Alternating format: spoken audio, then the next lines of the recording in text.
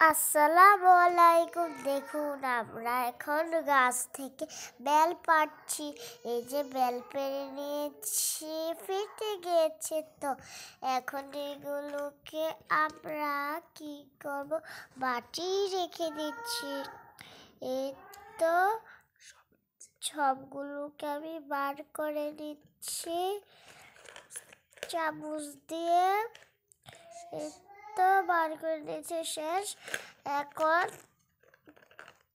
আমি এটাকে ভালো রেখে দিচ্ছি। যে নুন, এই যে বেল, এই যে একটু মরিচ নিয়ে নিচ্ছি, মরিচ নিয়ে নিয়েছি।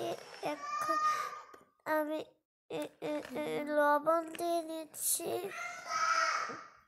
তারপর ধনে পাতা দিয়ে দিচ্ছি চটকে চটকে।